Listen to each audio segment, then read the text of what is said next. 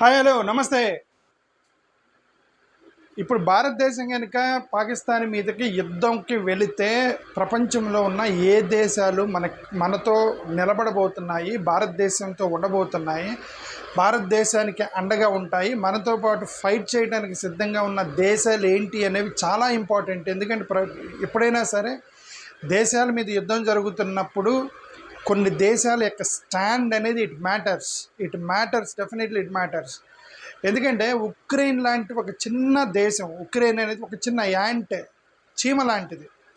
ఆ చీమ లాంటిది ఇప్పుడు 4 సంవత్సరాల నుంచి ఒక రష్యా లాంటి పెద్ద దేశంతో తట్టుకొని నిలబడి, ఒక చీమ ఏనుగుతో ఫైట్ చేస్తే ఎలా ఉంటుందో అలాగే చీమ అనేది ఏనుగుతో ఫైట్ చేస్తూ 4 సంవత్సరాలు తట్టుకొని ఇప్పుడు కూడా యుద్ధం చేస్తున్నారంటే కారణం వెనకున్నటువంటి పెద్ద దేశాలు అంటే అమెరికా లాంటి దేశాలు, నాటో లాంటి దేశాలు ఎన్నో వెనకున్నాయి.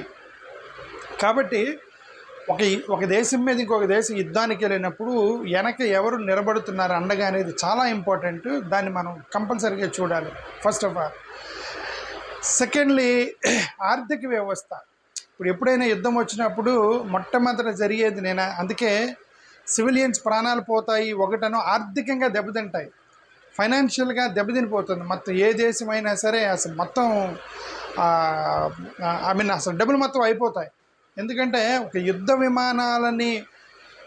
విమానాలని మెయింటైన్ చేయడానికి $1 మిలియన్ ఖర్చు అయిపోతాయి. సో కాబట్టి డబ్బులు ఆర్థికంగా అవసరం ఉంటాయి. అలాంటి టైపులో మరి ఇప్పుడు మన ఉక్రెయిన్ లాంటి దేశానికి అమెరికా వాళ్ళు ఆర్థికంగా సహాయం చేయబట్టి ఎంతకాలం ఫైట్ చేశారు. వెపన్స్ ఒకటైతే ఆర్థికంగా రెండు చాలా ఇంపార్టెంట్. ఈ రెండు, వెపన్ సప్లై చేయటము, ఆర్థికంగా సహాయం చేయటం అనేది. సో మరి ఈ ట్రాన్సాక్షన్లో చూస్తే ఒక గుడ్ న్యూస్ అయినా చెప్పాలి. ఏంటంటే ట్రంప్ చాలా క్లియర్గా ఫ్రమ్ అమెరికా మెసేజ్ పంపించారు. అదేంటంటే Trump will stand with India if war comes. యుద్ధం కనుక జరిగితే 100% ట్రంప్ భారతదేశంతో ఉండబోతున్నారని ఒక ఇన్ఫర్మేషన్ అయితే వస్తుంది మనకి. ట్రంప్ ఫోన్ చేశాడట. అఫ్కోర్స్ ఇది 3 రోజుల క్రితమే ఫోన్ చేశారు, సానుభూతి తెలిపారు. చనిపోయినటువంటి వాళ్ళ తరపు నుంచి they paid their condolences. But ఇప్పుడు వస్తున్న ఇన్ఫర్మేషన్, ఈరోజు మార్నింగ్ వస్తున్న ఇన్ఫర్మేషన్ ఏంటంటే ఒకవేళ భారతదేశం కనుక యుద్ధానికి వెళితే దే రెడీ టు ఫైట్. ఒకవేళ ఇది if they ready to fight, ఎందుకంటే అమెరికా చాలా రోజుల నుంచి ఆ పక్కనున్న ఆఫ్ఘనిస్తాన్ మీద ఉంది. ఆఫ్ఘనిస్తాన్ని వాళ్ళ యొక్క దేశంలో ఉన్నటువంటి ఆ యొక్క వాళ్ళు కూడా ఏంటంటే మిలిటెంట్స్ రన్ చేస్తున్నారు ఆఫ్ఘనిస్తాన్ని. సో ఈ యొక్క టెర్రరిజాన్ని ఎదుర్కోవటంలో ట్రంప్ మొదటి నుంచి కూడా చాలా అగ్రెసివ్గా ఉన్నాడు. ఒప్పుకునే ప్రసక్తే లేదనేటువంటి యాంగిల్లో ఉంటాడు ట్రంప్ ఎప్పుడైనా సరే. ఇప్పుడు పాకిస్తాన్తో పాటు కనుక ఒకవేళ యుద్ధం వస్తే పనిగా అమెరికా వెళ్ళి ఆ యొక్క ఆఫ్ఘనిస్తాన్ మీద పడ్డా ఆశ్చర్యం లేదు. ఇప్పుడు ఆఫ్ఘనిస్తాన్ మీద పడ్డారంటే ఎలాగూ ఇజ్రాయెల్కి, గాజాకి అక్కడ యుద్ధం జరుగుతుంది, ఇవన్నీ యుద్ధాలు జరుగుతున్నాయి. సో ఇదేంటంటే దిస్ మే లీడ్ టు 3వ ప్రపంచ యుద్ధానికి దారితీసిన ఆశ్చర్యం లేదు. ఏదైనా జరిగింది మనకు తెలియదు. అసలు భారతదేశం ఇప్పుడు మోడీ గారు తీసుకున్న నిర్ణయం మీద యుద్ధానికి వెళ్తున్నారా లేదని మీద ఆధారపడి ఉంది. ఒకవేళ ఈయన యుద్ధానికి వెళ్ళాడంటే, అమెరికా వచ్చిందంటే ఇక అడ్డు తిరిగి చిలికి గాలివాన అయినట్టు 3వ ప్రపంచాన్ని యుద్ధానికి దారి తీసినా సరే ఆశ్చర్యం లేదు అండి. కాబట్టి ఒక గుడ్ న్యూస్ ఏంటంటే అమెరికా లాంటి దేశం భారతదేశానికి సపోర్ట్గా ఉంటామని చెప్పడం డెఫినెట్గా గుడ్ న్యూసే. అమెరికానే కాకుండా ఇదొకటి ఏంటి, రష్యా, ఇజ్రాయెల్. ఓకే, ఇజ్రాయెల్ వాళ్ళు కూడా చాలా క్లియర్గా చెప్పారు, we are with India to fight అని చాలా క్లియర్గా చెప్పారు.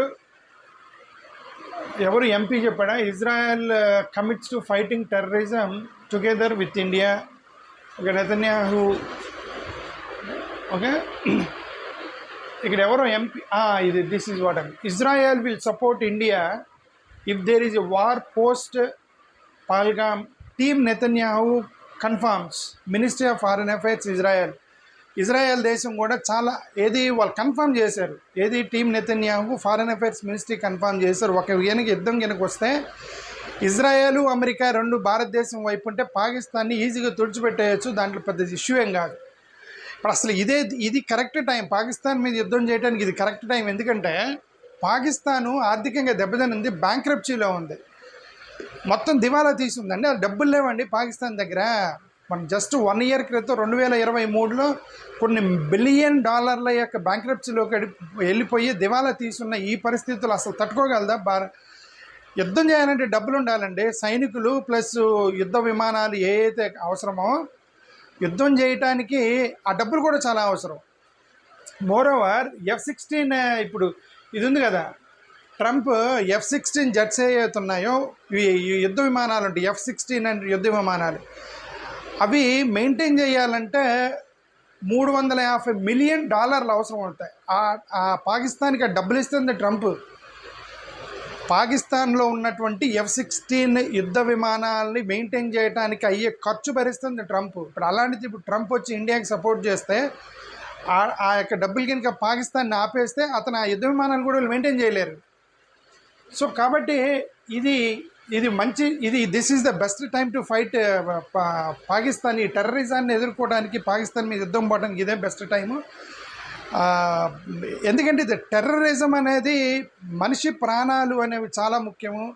ఇదంతా ఎక్స్టర్నల్ టెర్రరిజమే కదండి, ఇంటర్నల్ టెర్రరిజం. అసలు ఇంటర్నల్ టెర్రరిజం కూడా ఉంది, అది మేము చాలా రోజుల నుంచి మొత్తుకుంటున్నాం.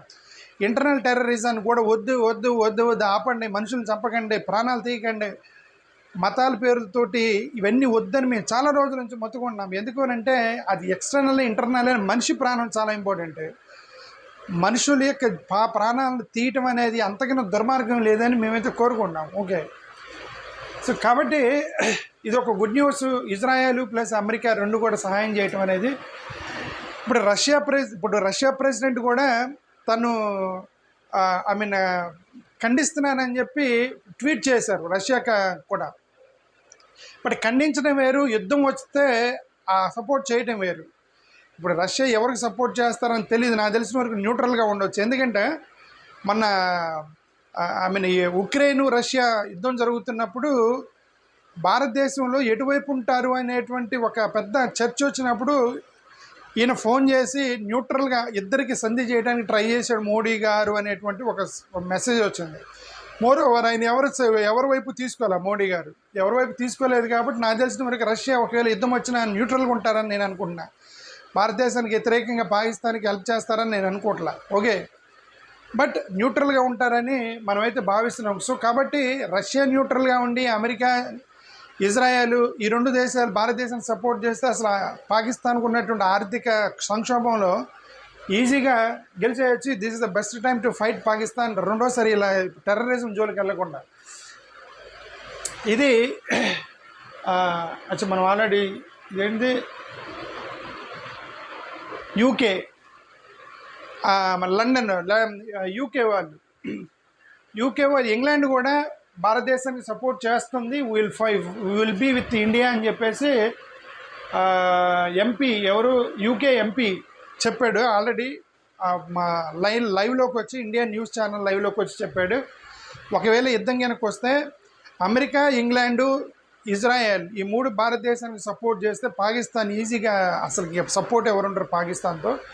మోరోవర్ ఒక పెద్ద పాకిస్తాన్కి సపోర్ట్ చేస్తారని రెండు పెద్ద దేశాలు, ఒకటి రష్యా, రెండు చైనా, ఈ రెండు పాకిస్తాన్తో ఉంటాయనే అనుమానాలు. బట్ రష్యా కనుక న్యూట్రల్గా ఉంటే ఇక ఇండియా, పాకిస్తాను, చైనా ఈ రెండింటి మీద యుద్ధం చేయాల్సి వచ్చింది. ఓకే, ఒకవేళ ఏది ఆ లెవెల్లోకి యుద్ధం వెళ్తాయి, ఊరికే జస్ట్ బోర్డర్లో కనుక కాల్పులు జరుపుకొని సంధి చేసుకుంటే అది డిఫరెంట్ ఇష్యూ. బట్ పెద్ద లెవెల్లో యుద్ధం వెళ్తే ఇదంతా ఇది గుడ్ న్యూస్. ఇంగ్లాండ్ కూడా మనకు సపోర్ట్ చేయడం చాలా గుడ్ న్యూస్. ఇది యూకే పార్లమెంట్లో రైజ్ చేశారు. యూకే పార్లమెంట్లో ఇక టెర్రరిజం గురించి రైజ్ చేశారంటే 100% భారతదేశాన్ని సపోర్ట్ చేస్తారు యూకే వాళ్ళు. There is no doubt in this. మూడోది చైనా వాళ్ళు ఏంటంటే వాళ్ళు they broke the silence and వాళ్ళే ట్వీట్ చేశాడు అనమాట. చైనా డైరెక్ట్గా ప్రెసిడెంటే ట్వీట్ చేశాడు, మేము ఖండిస్తున్నాము టెర్రరిజం, వాళ్ళు చనిపోయిన వాళ్ళకి సానుభూతి తెలుపుతున్నామని చేశాడు. But that doesn't mean that వాళ్ళు ఇండియాకి సపోర్ట్ చేస్తారని కాదు. యుద్ధం వచ్చిందంటే ఇదిగోండి మేము ఖండించాం కదా, చనిపోయిన వాళ్ళకి సానుభూతి తెలిపాం కదా, మీరు యుద్ధం వద్దాం ఆపండి అని చెప్పి ఇప్పుడు మోడీ మీద ప్రెజర్ పెడతారు వీళ్ళంతా, యుద్ధం వద్దు ఆపండి అని. దానికోసం ట్వీట్ చేస్తున్నారు వీళ్ళు. ఎవరు? రష్యా, చైనా, వీళ్ళు ఎందుకు ట్వీట్ చేస్తున్నారంటే ఇదిగోండి తీవ్రవాదాన్ని మేము ఖండించాము, కాబట్టి ఇక మీరు యుద్ధానికి వెళ్ళొద్దు, పాకిస్తాన్ని క్షమించి వదిలేయండి అని చెప్పేసి వాళ్ళు ఒక బేరం పెడతారనమాట వీళ్ళు. సో దానికోసమని ఈయన ఇదేసాడు చైనా అతను. ఇదేంటిది Macron, okay, France Macron, France మోడీకి ఫోన్ చేసి యుద్ధం వస్తే మీతో ఉంటానని చెప్పాడని చెప్పి ఒక న్యూస్ వచ్చింది. సో ఫ్రాన్స్ కూడా మన భారతదేశానికి సపోర్ట్ చేయబోతుంది ఒకవేళ యుద్ధం వస్తాయి. సరే, ఇంక యుద్ధాలన్నీ వచ్చినప్పుడు ఒకరు ఉంటుంది, యునైటెడ్ నేషన్స్ అని ఒక సంస్థ ఉండిద్ది. వద్దుద్రాబాయ్ మీరు యుద్ధం చేయకండి, మీరు కొట్టుకోకండి అని చెప్పి వాళ్ళు సంధి చేయడం ట్రై చేస్తారు. అదే వాళ్ళు ఆల్రెడీ స్టేట్మెంట్ ఇచ్చారు. ఇదేంటంటే ఇది UN chief appeals India and Pakistan to show maximum restrain, అంటే మీ ఇద్దరు పాకిస్తాన్ ఇండియా మ్యాక్సిమం కొద్దిగా తగ్గండి, యుద్ధానికి వెళ్ళొద్దు అని. ఇది వీళ్ళ తిప్పలు వీళ్ళు ఇప్పుడు ఎక్కడ యుద్ధం జరుగుతున్నా వాళ్ళు ఆ స్టేట్మెంట్లు ఇస్తారు కాబట్టి అలానే ఇప్పుడు స్టేట్మెంట్ ఇచ్చారు, తొందరపడకాకండి, మీరు యుద్ధానికి వెళ్ళొద్దు అని చెప్పేసి. ఇది యునైటెడ్ నేషన్స్ యొక్క చీఫ్ ఎవరైతే ఉన్నారో అతను ఒక మెసేజ్ ఇచ్చాడు. సో ఇది జరిగింది. As far as my knowledge is concerned, మా ఒపీనియన్ ప్రకారం ఏంటంటే this is the best time to fight టెర్రరిజాన్ని కొట్టుకోవడానికి ఇదే బెస్ట్ టైము. ఎందుకంటే పాకిస్తాన్ ఆర్థికంగా దెబ్బతింది. ఆర్థికంగా దెబ్బతిన్నప్పుడు సైలెంట్గా ఉండాలండి. ఇట్లా ఉగ్రవాదాన్ని దీన్ని పెంచి పోషించకూడదు. ఓకే, ఉగ్రవాదం అనేది ఎక్కడైనా ఉండేది. ఇప్పుడు ఈరోజు వచ్చి ఆ భారతదేశంలో హిందువులు చంపారు, రేపు ఇదే ఉగ్రవాదం రేపు అమెరికాలో క్రిస్టియన్ చంపుతారు. అదే ఉగ్రవాదం ఆ పక్కన ఉన్నటువంటి ఆఫ్ఘనిస్తాన్కి లేదంటే బంగ్లాదేశ్కి పాకిస్తాన్కి గొడవ వచ్చిందంటే వాళ్ళే వెళ్ళి అక్కడ బంగ్లాదేశ్లో ముస్లిమ్సో లేదంటే ఆఫ్ఘనిస్తాన్లో ముస్లింలో చంపేస్తారు. ఇప్పుడు చంపడం అలవాటు పడ్డవాడు ఎంతమందినైనా చంపుతూ ఉంటాడు. ఓకే, అసలుగా ఆ ఉగ్రవాదాన్ని కాల్పుల్ని చంపడాన్ని మర్డరర్ని మనం ఖండించాల్సిందే, ఖండించి తీరాల్సిందే. ఇక్కడ అంతర్గతంగా ఆంధ్రప్రదేశ్లో రీసెంట్గా జరిగిన మర్డర్ల గురించి కూడా మేము మాట్లాడుతున్నాము. అది చాలా తప్పు. మేము ఇంకొకసారి మీకు సమయానికి మీకు చెబుతున్నాం. నమస్కారం, థ్యాంక్ యూ.